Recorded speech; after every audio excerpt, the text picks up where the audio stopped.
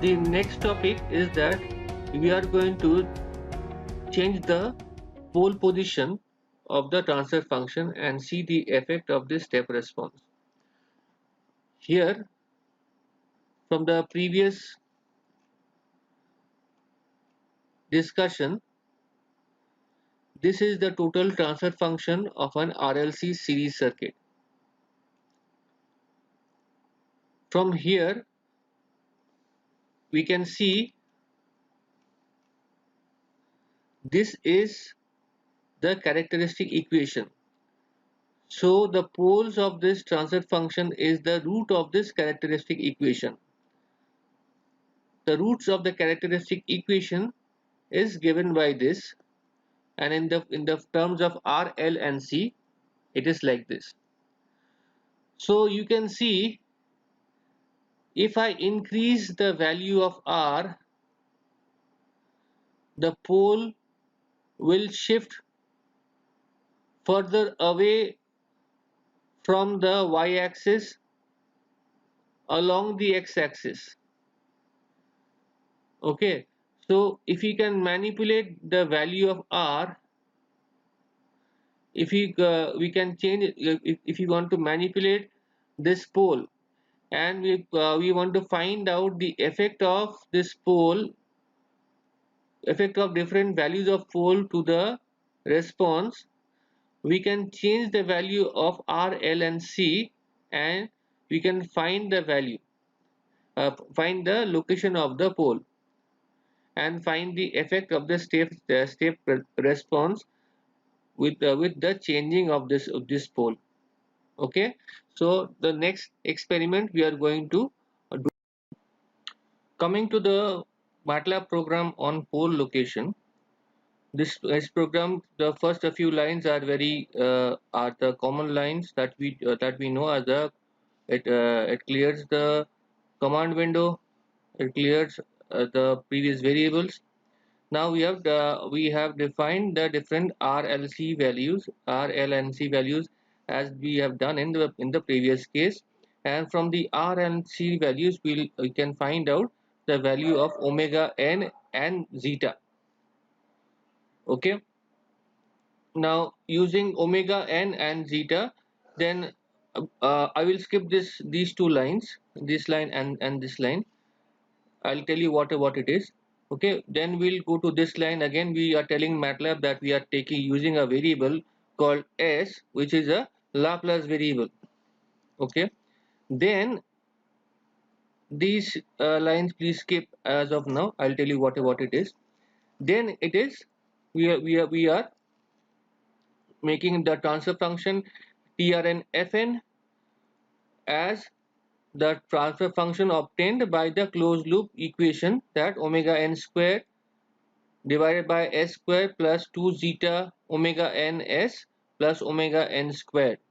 Okay, then as previous we are going to use a step response for it. So we are going to use a step response for the trfn as we have done in the previous case. Okay, now we are going to run it.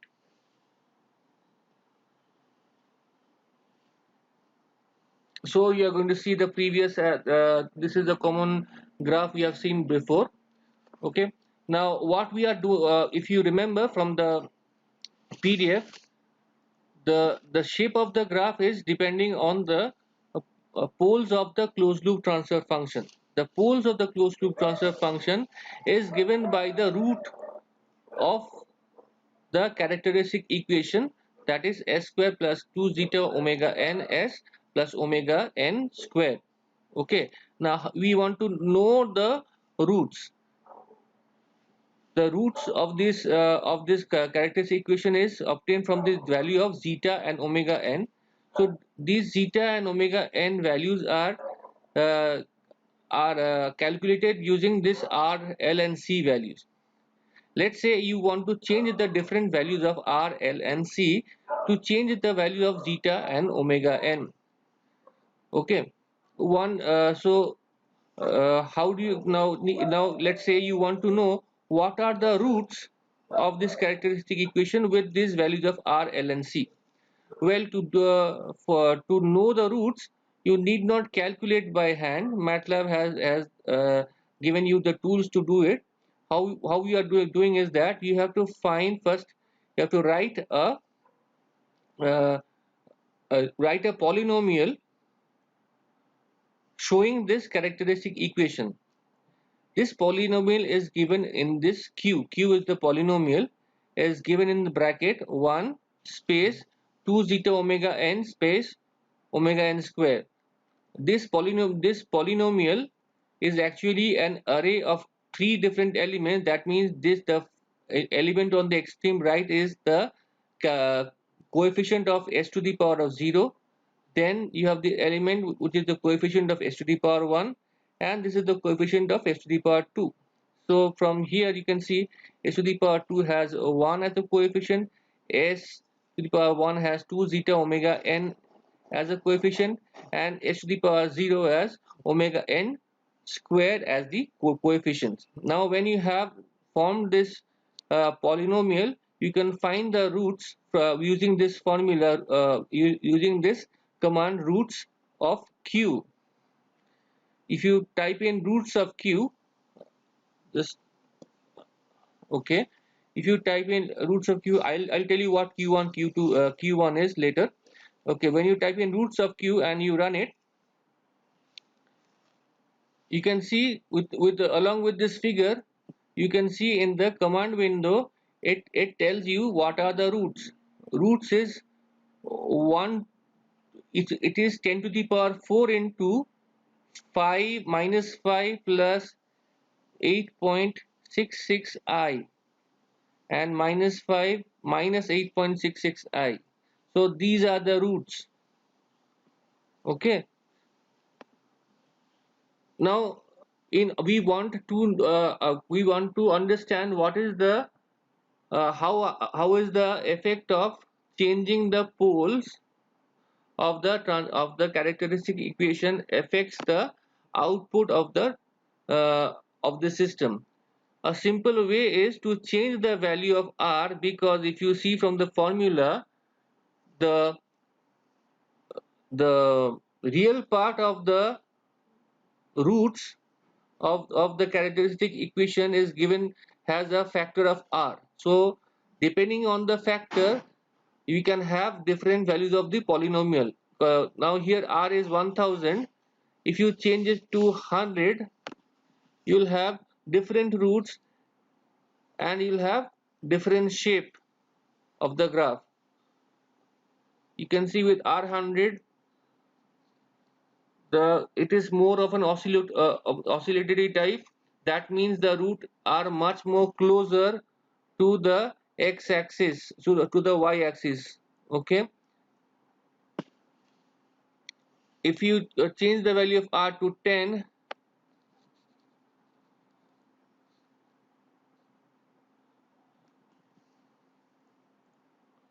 you see there is lot more oscillations. Okay, so changing the value of r, it was 1000, let us increase it to 10,000. Okay, you can see now the value now with the changing the poles value of r, the shape of the graph changes. Okay, now this is one way of doing it, but let's say you want to give some value of zeta and omega n. R, L and C, you cannot actually check any instability, because R, L and C are all are these checking an instability is difficult using RLC here. Okay, so what I did is that I introduced two other values of omega n1 and zeta 1. I just gave two values, omega n1 and zeta 1.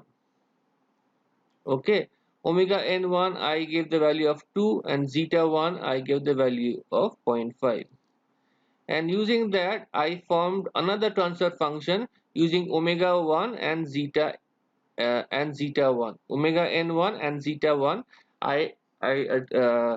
I named it as the transfer function trfn1. Okay, now I want to find the step response of TRFN1.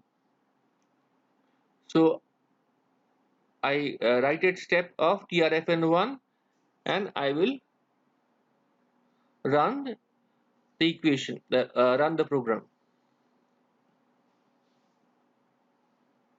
Okay, so this is the TRFN1 program that has been run. Now I want to check different values of zeta. Let's say I have put the value of zeta of zero point 0.5. Let us take a zeta value of 0.1. Okay, so it is much more oscillatory. What happens when the zeta value is 0? Okay, now when the zeta value is 0, if you remember the roots, it has only imaginary part. The roots has only imaginary part and the real part is 0. We'll have an oscillation. Okay, you will have an oscillation. A pure sinusoidal waveform is to be obtained. You can see if I run it, it gives you a pure sinusoidal. You cannot see it because it is so dense. Okay, because it is for 700 seconds. It is we are showing the graph for 700 seconds. Let's say I want to see much less. I want to go to the zoom option, go to horizontal zoom, and I want to see only this part. See, you have this oscillation. Another way of seeing it is that there is a function called the axis. Sorry,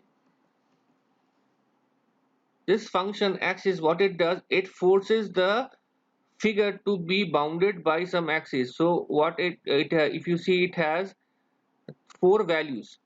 The first value and the second value are the starting point and the ending point of the x-axis, and next is the starting point and the ending point of the y-axis.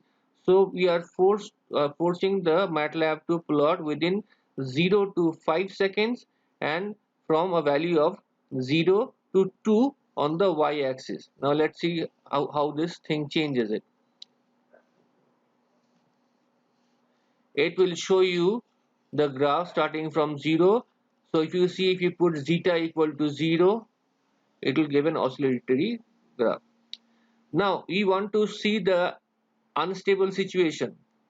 The unstable situation you cannot get with RLC circuit because RLC both all the R, L and C are passive elements. Okay, these will not create any, and these are linear elements, so these will not create any values that will create a pole on the right hand side of the S-plane. But you can, in the other cases, there are other elements that can create the pole on the right hand side of the S-plane. So what we do is that we put the zeta value as some negative number. So if you see, if you put zeta value of some negative number, let's say 0.5, negative number of beta value of negative number of zero point 0.5, that means the pole is lying on the right hand side of the S-plane.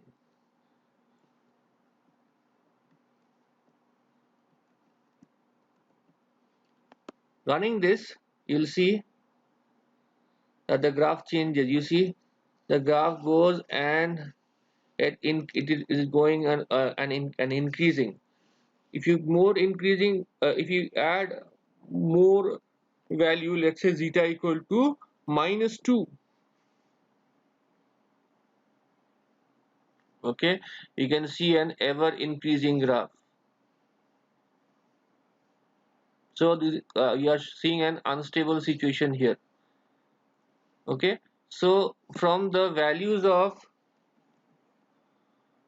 this omega n and zeta, you can change the value of the poles, and the values of the poles can makes or breaks the system. If you want to see the stability of the system, you have to see the value of the pole, whether it lies on the right hand side of the S-plane or the left hand side of the S-plane of the the imaginary axis in the S-plane.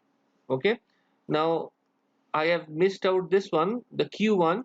Q1 is again, I am using Q1 to obtain the actual value of the pole with the new values of omega n and zeta, omega n1 and zeta 1. So you can see in this, you can get the values of Q1 and Q2. Okay, you can get the value of Q1 and Q2.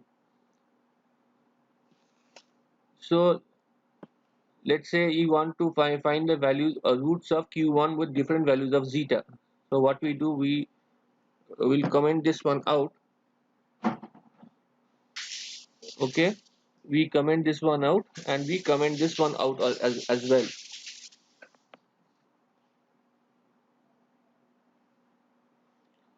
Now running this, we can get the values of zeta as -1 plus 1.7321 and -1 minus 1.7321.